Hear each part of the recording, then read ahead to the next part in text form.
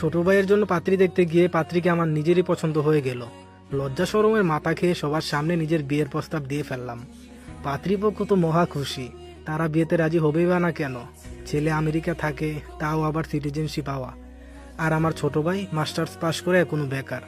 তাই দেরি না করে আজকেই বিয়ের কাজটা সেরে ফেলতে বললাম। ছোট ভাই শামীম বারবার আমার হাত ধরে অনুরোধ করতেছে বিয়েটা না করার জন্য।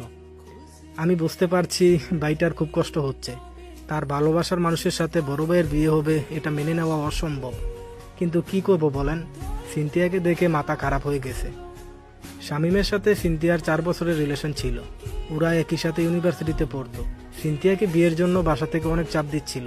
এদিকে সিনথিয়াও শামীমকে প্রেশার দিচ্ছিল ওদের বাড়িতে বিয়ের প্রস্তাব পাঠানোর জন্য। আমি 6 বছর পরে আজ দেশে আসলাম, 1 মাস হলো। বড় আপু শামীমের বিষয়ে আমাকে সবকিছু খুলে বলল। শামীম আমার থেকে 3 বছরের ছোট হলেও আমাকে খুব ভয় পায়। আমি বাবাকে বললাম সিনথিয়াদের বাড়িতে বিয়ের প্রস্তাব পাঠাতে। প্রথমে সিনথিয়ার ফ্যামিলি বিয়েতে রাজি ছিল না। বেকার ছেলের কাছে সহজে কেউ মেয়ে বিয়ে দিতে চায় না। তাদেরকে এই শর্তে রাজি করালাম যে 1 বছর পরে শামীমকে আমেরিকায় নিয়ে যাওয়া হবে।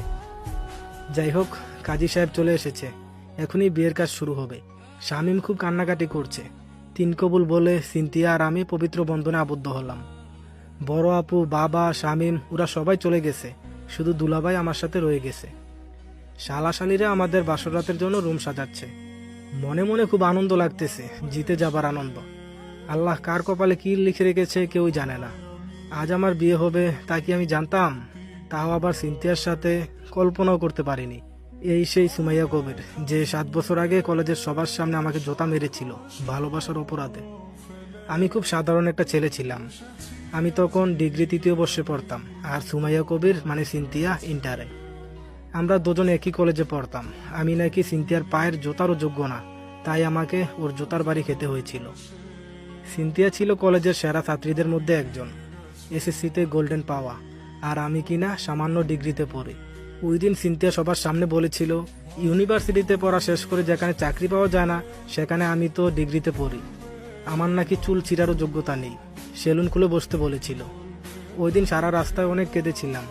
বাসায় এসে অজু করে নামাজ পড়ে দুহাত পেতে আল্লাহর কাছে একটাই কথা বলেছিলাম, হে আল্লাহ, আমাকে উত্তম কিছু দান করেন, না হলে এই পৃথিবী থেকে নিয়ে যান। আমার সেদিনের ফরিয়াদ আল্লাহ শুনেছিল। আল্লাহ চাইলে সবকিছুই সম্ভব। তার কিছুদিন পর আমি আমেরিকার ডিবি লটারি পেয়ে গেলাম।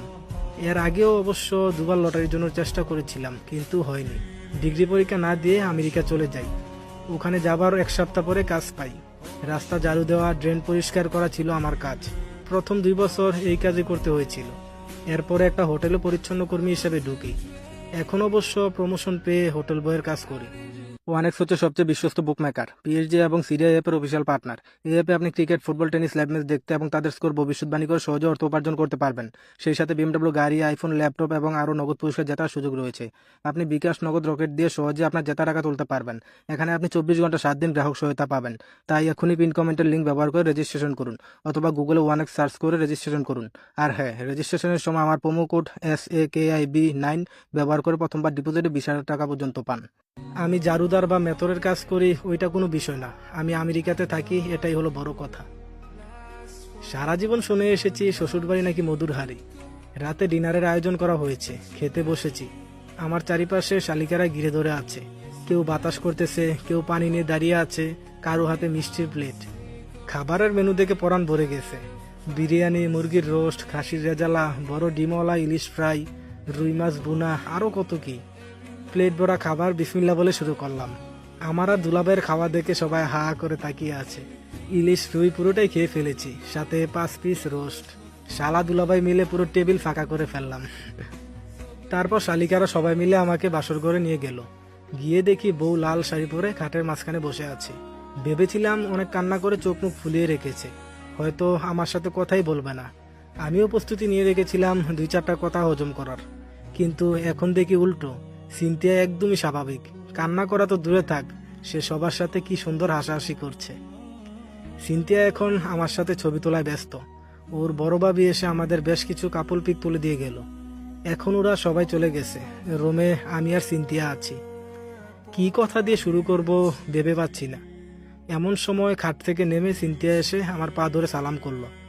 আমি ওকে তুলে বললাম, সুমাইয়া, আমি সরি। সুমাইয়া বলল, সরি কেন? আমি বললাম, না মানে আজকে তো এখানে শামীমের থাকার কথা ছিল, কি থেকে কি হয়ে গেল? সুমাইয়া বলল, শামীম এখানে থাকবে কিভাবে? ওর সাথে আল্লাহ আমার বিয়ে লিখিনি। জন্ম মৃত্যু বিয়ে আল্লাহর ইচ্ছায় হয়, এখানে আমাদের কোনো হাত নেই। আপনার সাথে আমার জোড়া উপর থেকেই লেখা ছিল। আমি বললাম, আচ্ছা শামীমের জন্য তোমার কষ্ট হচ্ছে? সুমাইয়া বলল, কষ্ট পেয়ে কি হবে, আমি বাস্তববাদী মেয়ে, বাস্তবতাকে মেনে নিয়েছি। আমি কিছুক্ষণ ওর দিকে তাকিয়ে থাকলাম। আমার ভাইটার জন্য বিন্দু মাত্র ভালোবাসা ওর চোখে দেখতে পেলাম না। আচ্ছা সুমাইয়া, তুমি কি আমাকে চিনতে পেরেছ? সুমাইয়া বলল, হ্যাঁ। আমি আসলে ওই ঘটনার জন্য সরি। আসলে ওভাবে আপনাকে অপমান করাটা উচিত হয়নি।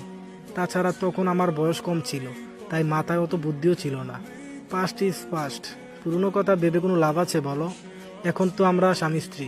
কথাগুলো বলে আমাকে জড়িয়ে ধরলো।